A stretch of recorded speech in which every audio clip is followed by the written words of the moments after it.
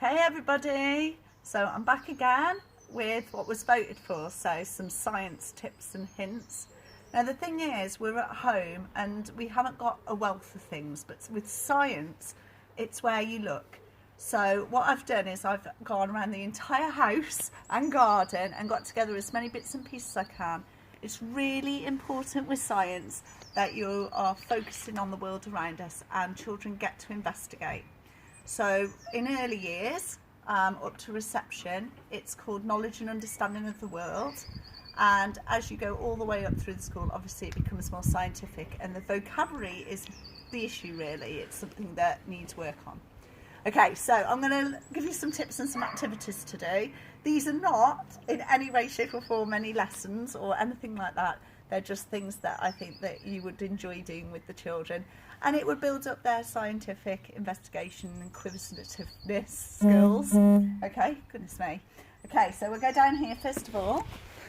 Okay, so topic for today, we're going to look at living things. Okay, so I've got two maps in the garden. I've labelled them living and non-living. Okay, and I've started off with a rock being non-living and has never lived, and a plant that is living. Okay, so you can talk about with your children what makes something living. What does it do to be living?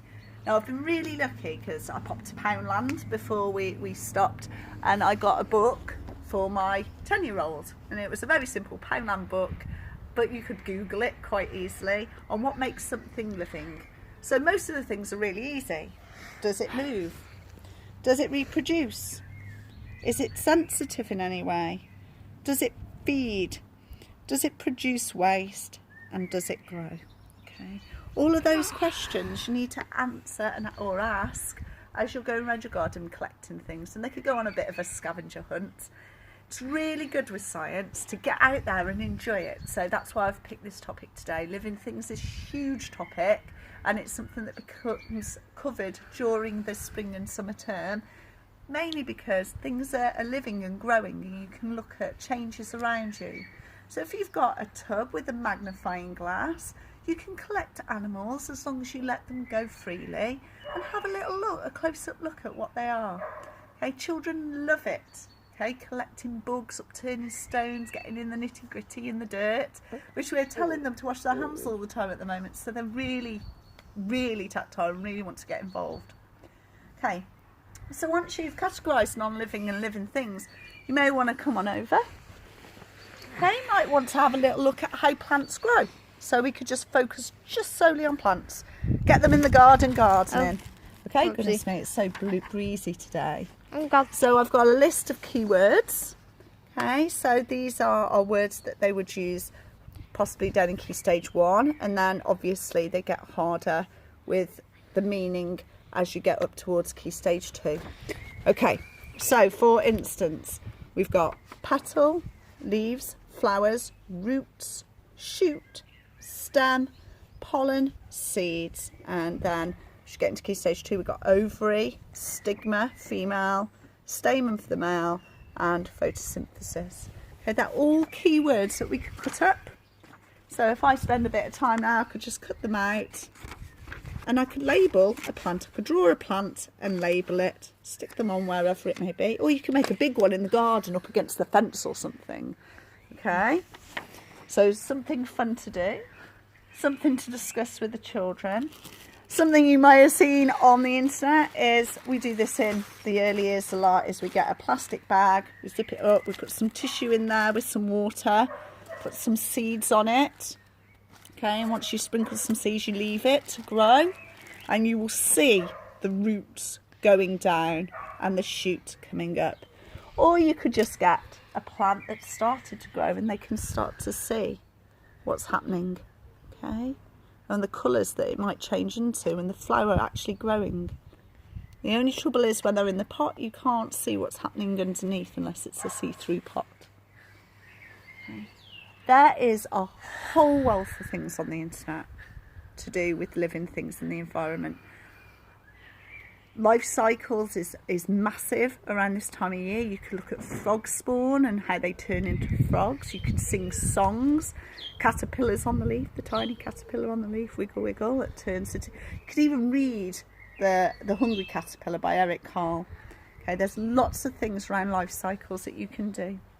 Okay, also I've been having a little look on Facebook to see what there is out there, and there's live feeds. We've got Reef for Leaf, to do with aquarium and fish, and we've got Blue Planet Aquarium that are doing live talks daily.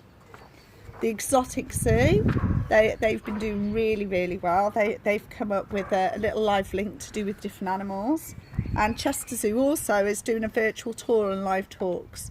So if you look around, there's lots to do with it that you could link in and just have lots of fun with it. Science, it's about scientific inquiry, asking lots of questions. So don't be surprised if your daughter or son come up to you and ask you about the world around them and things that are happening. Okay, this is just one element of it, and it stems all the way from nursery all the way through. Even when we're older, we'll be getting binoculars out, having a little look at different animals and things. Okay, so down here we might move on from plants and have a little look at insects and classification. So I've got some little fun toys and things for children to look at. So I've got a little caterpillar, got some ladybird stickers and key rings and butterflies and bees. Okay, you could look at one in depth, or you can classify them depending on how many legs, how many wings they have. Do they fly? Do they not fly? It's up to you. You could mix and match. Okay, so you could classify them, maybe put a little grid out for the children to sort them out. Okay, with some pictures, who knows, whatever you've got. Okay, there's other things that you can do. My son has just built a pitfall trap in the garden. Goodness me, that's very up close. My son's recording me and it's so close. Yeah. No, it's because the sun. Hey, close up. It's because the sun. Okay, you'll see where I've had all the chocolate now from yesterday. So we're going to go over. I'm just going to let him pause it for a moment. I'm going to go over to a pitfall trap so you can have a little look at what he's got. Okay. Oh, he says he can't pause it. No, it's you can't pause it. Oh, right. Okay. So we're moving over. Let's go. Oh. Goodness me, I talk really fast, don't I? It's just because we don't want to be recording for ages. It's just meant to be a few minutes. Okay, so he's built a pitfall trap, and as you can see, it just looks like a pile of mud in the garden. But underneath here, if we're very careful, he's got a little pot that he's dug out, a little hole in the garden. He's got a little pot in there, and if we move some of these very gently, we haven't touched this for a few days. No. Oh! Look, And there we have, look, wait. a slug, something to the kids to look at. In fact, there's two slugs in there. There's one in the pot, if you can see further down. You see that underneath there? Oh, yeah. Okay. If I move those away, obviously we're going to release these back, but this is a little trap. Okay, so we're just going to have a little look at the bottom. Oh, it's collected a bit of water and there's something swimming around in there. Oh my goodness. Oh. Okay, so the kids can have a little look. If they've got a magnifying glass, they can magnify that. We've left this in, we prepared it about 2 weeks ago. We've left it in the ground since then. I think we checked it once on one of the days, but it's just a little activity for them to do, to see what lives in different habitats. So that's what lives in our garden, in that corner of the garden anyway, where it's all shaded. But you might want to look at different habitats. You might want to look at different habitats. You might want to look at where different creatures live. So you could give them some print-out pictures, if you've got print-out pictures of bears and polar bears and penguins, to things like dolphins and anything like that.